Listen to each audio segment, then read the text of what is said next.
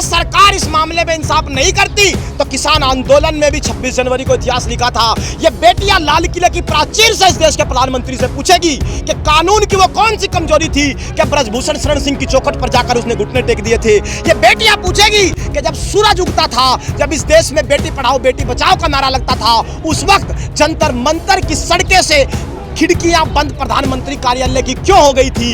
ये बेटियां पूछेगी कि हर नन्ही गुड़िया को इंसाफ कब मिलेगा। को फर्क पड़ा है न्याय की दूरी को, क्योंकि भारत पहली बार, काले दिवस पहले भी प्रोटेस्ट में मनाए गए होंगे, संसद के बाहर न जाने कितनी बार काली पट्टियों का प्रदर्शन किया होगा, लेकिन इतिहास गवाह है पहली बार इस देश में बेटियां काला दिवस मना रही हैं। और अगर इस देश की बेटियां काला दिवस मनाएगी, इस देश की लक्ष्मी काला दिवस मनाएगी, इस देश की रानी लक्ष्मीबाई काला दिवस मनाएगी, तो लगता है कि भविष्य में अंधकार हो जाएगा। इसीलिए तमाम रोशनी आज काली नजर आती है, क्योंकि दरअसल न्याय अधूरा है। और अगर न्याय अधूरा है तो अंधकार तब तक रहेगा जब तक सरकार की चौखट से गिरफ्तारी रूपी रोशनी निकल कर नहीं आती। इसीलिए ये बड़ा सवाल है। अब तो कर्नाटक का इलेक्शन भी निपट गया, अब लगता है सरकार जागेगी।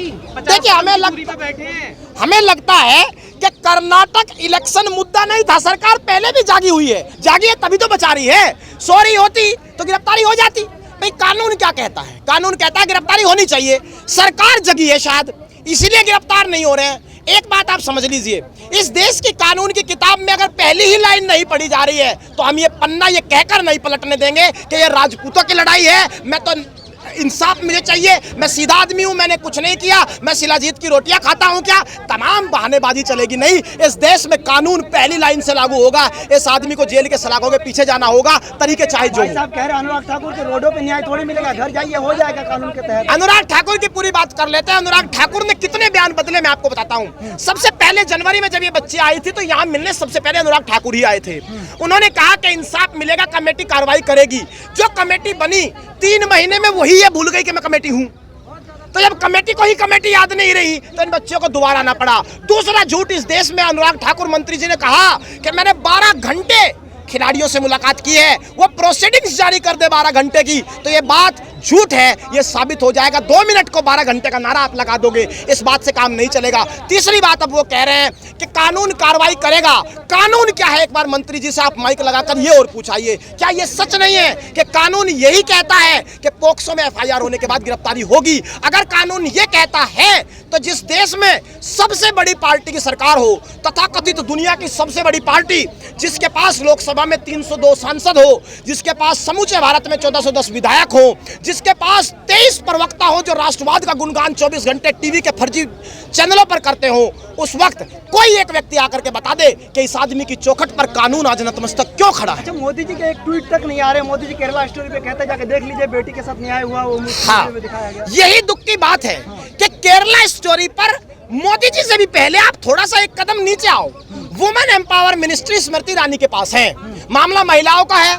मैडम गई है, फिल्म देखकर बाहर निकल करके कहती है कि सूबे की कोई भी सरकार या सूबे का जिस सूबे का मुख्यमंत्री से बैन करेगा, ये माना जाएगा कि वो महिला हिंसा के साथ है। क्यों ना मैडम हम ये मान ले कि आप महिला हिंसा पर कोई बयान दे नहीं रही है, तो आपकी ये चुप्पी, आपका ये समर्थन भी महिला हिंसा के साथ है।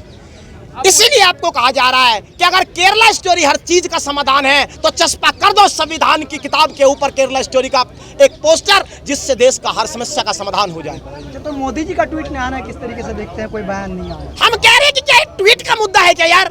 इस देश की ओलंपिक मेडल बेटियों के साथ न्याय के लिए, न्याय की चौखट पर अन्याय हो रहा है, क्या सिर्फ ट्वीट से काम चलेगा? ये ट्वीट से काम नहीं चलेगा। ये बेटियां किसान की बेटियां हैं। इस आदमी को हमें किसी का ट्वीट नहीं चाहिए यार, हम सस्ते लोग नहीं हैं। सुप्रीम कोर्ट ने कहा है ना, निचली अदालत में जाएं, हाई कोर्ट में जाएं, अगर गिरफ्तारी नहीं हो रही है तो कोर्ट से ऑर्डर कराएं। फिर देखिए, 2 बातें आप समझ लीजिए।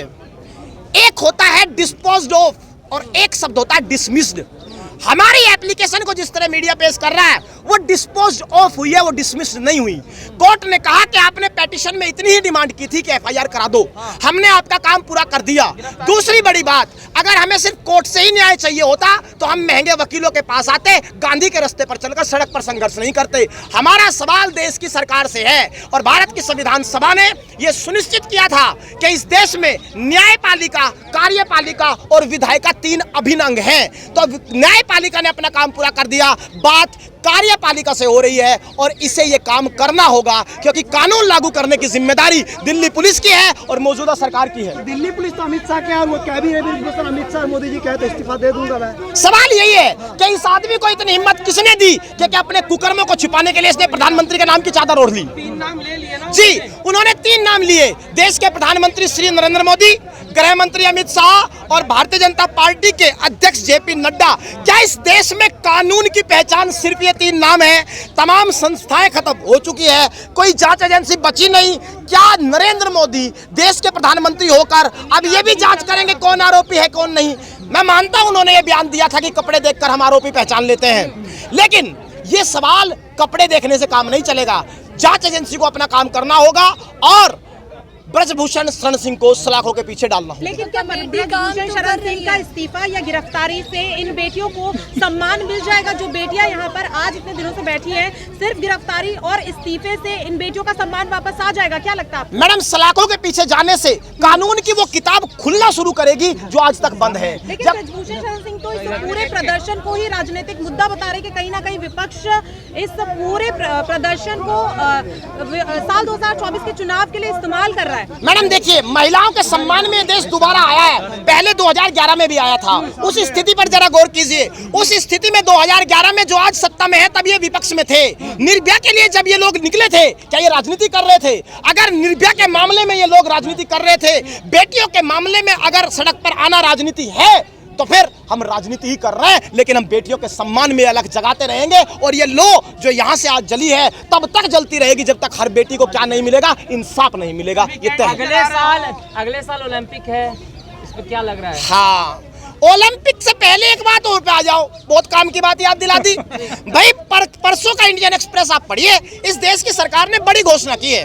उन्होंने कहा कि 2024 में 26 जनवरी रिपब्लिक डे के दिन महिलाएं ही सिर्फ परेड में शामिल होगी। तो भाई ये 3 महिलाएं हमारी भी हैं, ये खिलाड़ी भी है और ये परेड भी अच्छी जानती है।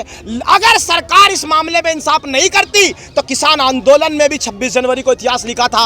ये बेटियां लाल किले की प्राचीर से इस देश के प्रधानमंत्री से पूछेगी कि कानून की वो कौन सी कमजोरी थी कि ब्रजभूषण शरण सिंह की चौखट पर जाकर उसने घुटने टेक दिए थे। ये बेटियां पूछेगी कि जब सूरज उगता था, जब इस देश में बेटी पढ़ाओ बेटी बचाओ का नारा लगता था, उस वक्त जंतर मंतर की सड़कें से खिड़कियां बंद प्रधानमंत्री कार्यालय की क्यों हो गई थी। ये बेटियां पूछेगी कि हर नन्ही गुड़िया को इंसाफ कब मिलेगा। मोदी जी उसी लाल किला से तो बेटी बचाओ बेटी पढ़ाओ की बात कर रहे हैं। हाँ, उसी लाल किले से ये भी करेंगी।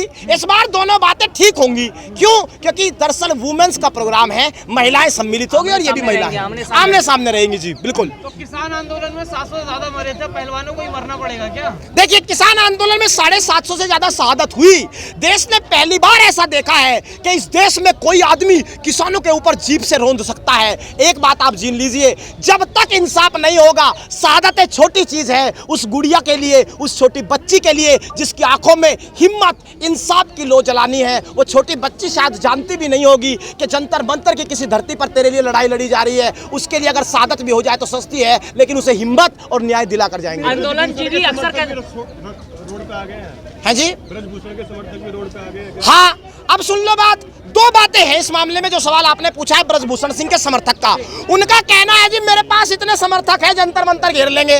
बिल्कुल लेके आओ, लेकिन अपनी बच्चियों को गोद में लेके आना।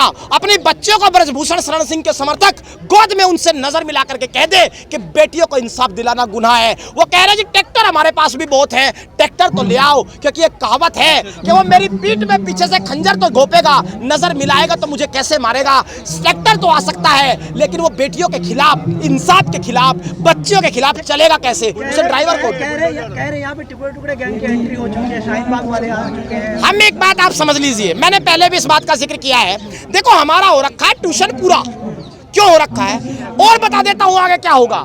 किसान आंदोलन में यही काम होते थे। पहले खालिस्तानी खालिस्तानी खालिस्तान दो, कौन पता नहीं पागल आ जाता था। हमने कहा भाई पुलिस को पकड़ो, हमारा क्या मतलब खालिस्तान से। फिर आ गए हिंदू राष्ट्र दो, हमने कहा भाई पकड़ो, हमारा क्या मतलब हिंदू राष्ट्र से। फिर क्या हुआ, अचानक से कुछ लोग आ गए, सड़क खाली करो, हम तो बिजी हैं, हमें दिक्कत होती है। पत्थरबाजी हुई, किसानों के ऊपर, यहाँ पत्थरबाजी भी हो सकती है।